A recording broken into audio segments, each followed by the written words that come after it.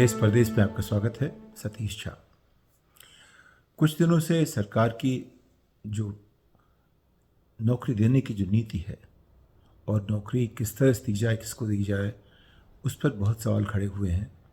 और वो वाजिब भी है क्योंकि वादे 2 करोड़ नौकरियों के हर साल हुआ करते थे और आज स्थिति ये है कि CISF जैसी संस्था से 3000 लोगों को निकाल दिया जाएगा या वो जगह ख़त्म कर दी जाएंगी।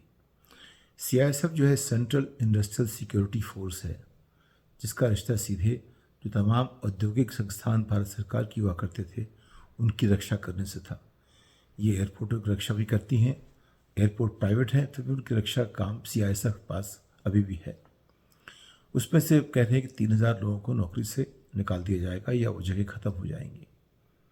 उसी साथ ही भी आपने देखा कि जो RSS संस्था की जो रक्षा है और जो तमाम जैसे अंबानी की जो रक्षा है वो केंद्रीय ताकतें करेंगी, केंद्रीय जो संस्थाएं हैं उनके लोग करेंगे। तो सरकार ऐसा कर रही है कि सरकारी जगह जहाँ सुरक्षा की बहुत ज़रूरत है, एयरपोर्ट वगैरह पर, वहाँ वो प्राइवेटाइज़ कर रहे हैं और जो प्राइवेट लोगों को वो दे रहे हैं सुरक्षा सरकारी तौर पर। अपने आप में कितना उचित है ये आप खुद सोच लीजिए। लेकिन इससे लगता है कि कहीं हमारी नीतियाँ लोगों को सोच कर नहीं बन रही हैं, वो सिर्फ ये सोच के बन रही हैं कि इससे कुछ एक लोगों का, ख़ास कर 2 लोगों का कैसे कितना फ़ायदा होगा। तो जो नारे लगे हैं हम 2 हमारे 2 वगैरह, उन सब के पीछे लगता है कि काफ़ी दम है और सब कुछ जो हो रहा है इसलिए नहीं कि वो देश के लिए ठीक है, इसलिए कि कुछ लोगों के लिए ठीक है और ख़ासकर 2 लोगों के लिए ठीक है। इसके पहले आपने अग्निवीर और अग्निपथ की चर्चा सुनी। उसमें जिस तरह से नौकरी देने की बात, लोगों को निकालने की बात और उनकी तनख्वाह कम करने की बात, ये सब जो तरीके निकाले गए, उन सब से लगा कि जो हमारी सेना है वो कमज़ोर हो जाएगी। हमारी सेना उसमें मान लीजिएगा 1 लाख के आसपास हर साल लोग भर्ती हुआ करते थे। उनकी अपनी एक मियाद थी। अगर आपको एक 10 से 15 लाख लोगों की सेना रखनी है और लोग निकलते रहते हैं 8-10 साल के बाद, नौकरी करने के बाद उनको जाना पड़ता है क्योंकि आपको सशक्त लोग चाहिए, ऐसे लोग हो, जवान हो, उनमें फुर्ती हो, तमाम तरह की उसकी अपनी ज़रूरतें हैं। उसको देखते हुए जो जवान के स्तर के लोग हैं उनको आजीवन नौकरी नहीं मिलती, अफसरों को मिलती है लेकिन जवानों को नहीं मिलती।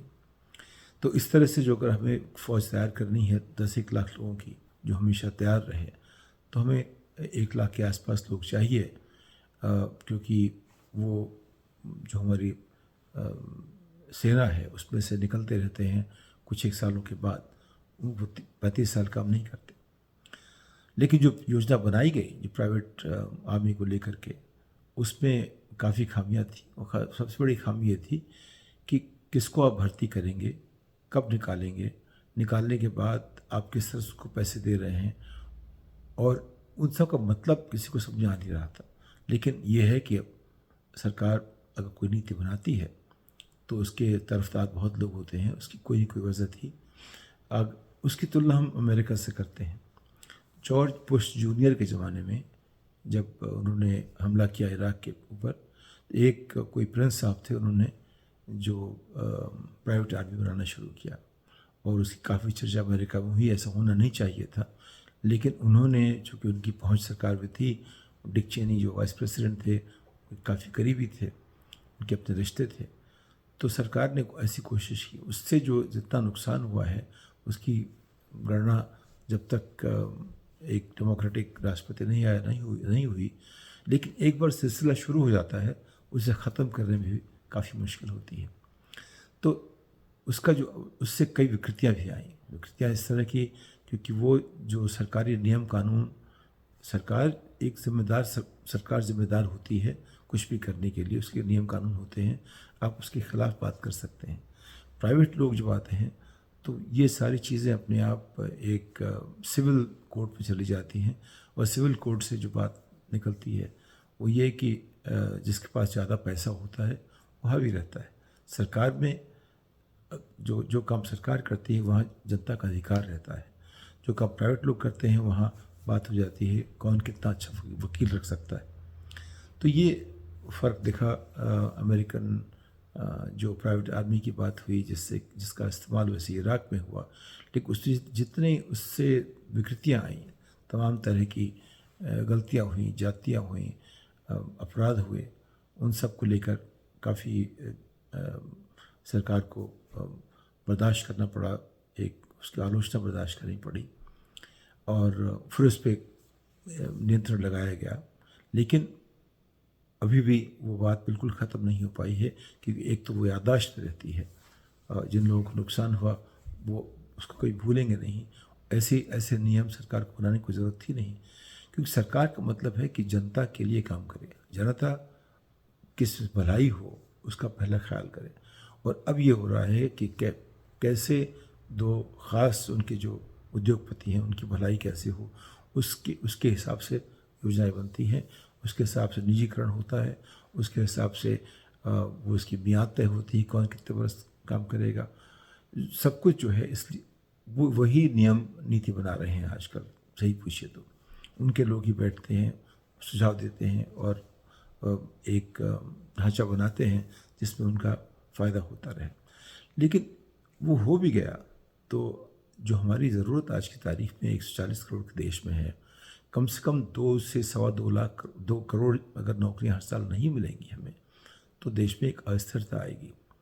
वो चाहे वो नौकरी हो, चाहे उसमें उनको उद्यमी बनाएं, कोई तरीका निकालना पड़ेगा जिससे कि वो जुड़े रहें, उनको लगे अपना जीवन सार्थक है।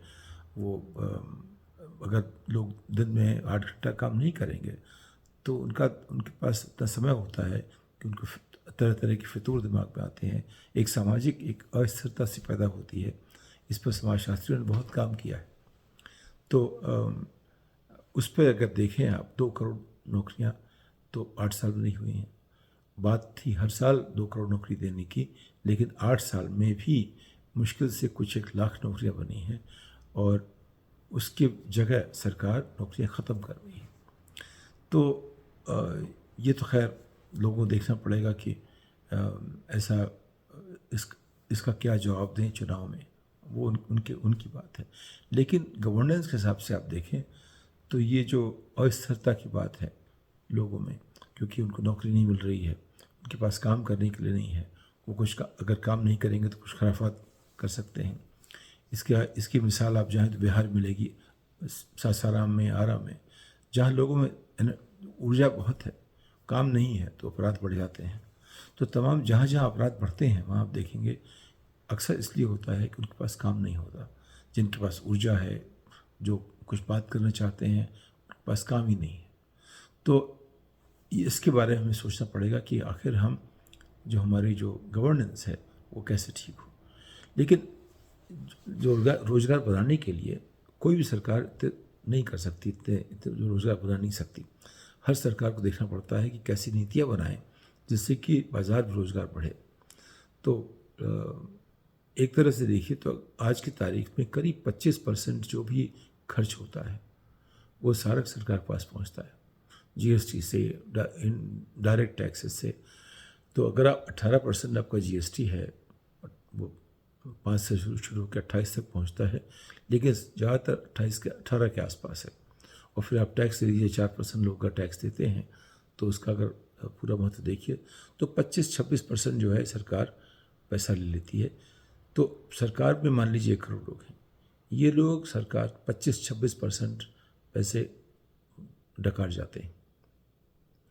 दरअसल डकारते नहीं हैं, ये उनकी तनख्वाह है, उनकी तनख्वाह कोई बहुत ज़्यादा नहीं है, लेकिन 1 करोड़ लोगों के लिए 25% जो हमारी आमदनी है 2500 बिलियन डॉलर्स की, आजकल कुल 3000 बोल रहे हैं, 3000 में से 750 अगर चले गए 1 करोड़ लोगों के लिए, केंद्रीय और राज्य सरकार में जो लोग काम करते हैं, तो आप देखिए कि 750 बिलियन हुआ अगर 1 करोड़ के लिए, 1 करोड़ यानी 10 मिलियन हुआ, तो जो उनके ऊपर जो खर्च होता है वो करीब $7,500 के आसपास, यानी कि औसत खर्च जो सरकारी कोई भी मुलाजिम हो, चाहे राज्य का हो या केंद्र का हो, वो करीब मान लीजिए 6 लाख के आसपास है। अब दिल्ली की जो प्रति व्यक्ति आमदनी है वो करीब 4.5 लाख के आसपास है, गोवा में करीब 5 के आसपास है। तो यानी कि जो देश में जो ज़्यादा खर्चा हो जाता है वो सरकारी लोगों पे है या कुछ समृद्ध शहरों में है। बाकी लोगों की जो आमदनी है वो करीब 1.5 लाख वार्षिक के आसपास है। और अररिया में जाए तो वहाँ 12-15 लाख है। कुछ पूरे राज्य को, बिहार को देखें तो 60,000 से ज़्यादा नहीं है। और उत्तर प्रदेश देखें तो कोई 67-68 हज़ार हो जाती है। तो यानी कि ये जो है प्रति व्यक्ति आमदनी उत्तर प्रदेश और बिहार में देश की औसत आमदनी का आधे से भी कम है। उनको हम नौकरी कैसे देंगे? जब मनरेगा कार्यक्रम शुरू किया गया उससे जो है कई करोड़ लोगों को फ़ायदा हुआ। उसमें से कम उनको जहाँ रह रहे हैं वहीं कुछ उनको आमदनी हुई। पिछले 2-3 सालों में अगर हमने अनाज ना दिया होता लोगों को, जैसा सरकार ने दावा किया कि 95 करोड़ लोगों को अनाज दिया गया, वो एक तरह से मान लीजिए नौकरी नहीं है, अनाज दे दिया गया।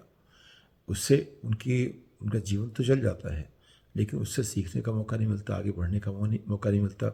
उनका देश में जो उनका योगदान है वो कम हो जाता है। तो शिक्षा जिसकी बात अभी नईन भाई ने की, वो इसलिए बहुत ज़रूरी है कि अगर वो लोग शिक्षित होंगे तो शायद अपना ख्याल कुछ खुद कर सकें और फिर सरकार को ऐसा करने की जरूरत ना पड़े। लेकिन सरकार चीज़ें गलत तरह से कर रही, पहले कर लेती है वो चीज़ें जो कि बाद में होनी चाहिए, और जो बहुत पहले होनी चाहिए थी अभी तक शुरुआत ही उसकी नहीं हुई है। अरविंद केजरीवाल ने जो दबाव डाला है सरकार पर, दिल्ली की शिक्षा को एक भले ही दीवारें पेंट करके काम किया है, उसमें शिक्षा भी कम है लेकिन जो दिखता है वो कुछ ज़्यादा है। लेकिन लोग दीवारों से पेंटिंग से सीखते नहीं हैं। दीवार सफ़ेद हो जाए तो उससे हमारी समझ बढ़ नहीं जाती।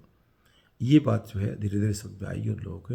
लेकिन पहले दौर में अगर आपने इमारतें ठीक कर दी तो लोगों को लगता है कुछ हो रहा है, तो एक उससे विश्वास बढ़ता है।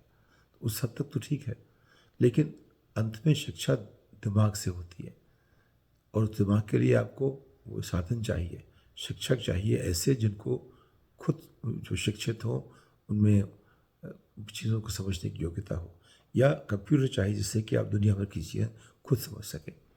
तो पहली बात आज की ज़रूरत जो ये है वो कि अच्छी शिक्षा मिले, उसके लिए कंप्यूटर ज़रूरी है। हर बच्चे को कंप्यूटर देना हमारी बड़ी प्राथमिकता होनी चाहिए बनिस्बत की उन जगहों पे बिल्डिंग में ज़्यादा खर्च करने का। बिल्डिंग के लिए हमें रुड़की वगैरह से पूछना चाहिए, IIT रुड़की वगैरह से पूछना चाहिए कि हमारे स्कूल कैसे हों, जो स्थानीय जलवायु के हिसाब से ठीक हों, जो आज की आधुनिक शिक्षा के हिसाब से ठीक हों। उनमें कैसे बिजली हो, कैसे वो चाहे वो सौर ऊर्जा से हो, कोई भी ऊर्जा जो स्थानीय जगह पे उचित हो सकती है, उसका इस्तेमाल करके आप स्कूल अच्छे कीजिए, वहाँ शिक्षा अच्छी कीजिए। अध्यापकों को पढ़ाना आसान नहीं है, क्योंकि उनकी भर्ती इसलिए नहीं हो रही क्योंकि हमारे पास पढ़े लिखे अध्यापक नहीं। और फिर राजनीति भी है कि जिसकी जितनी पहुंच है उस हिसाब से नौकरियां करते हैं।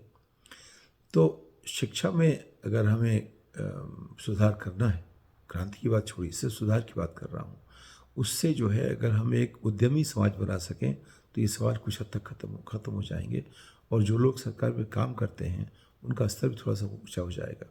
आज की तारीख में क्योंकि सरकारी नौकरी इतनी कम है तो लोग बहुत कोशिश करते हैं सरकार में जाने की, उस हिसाब से उनका स्तर उतना बुरा नहीं है।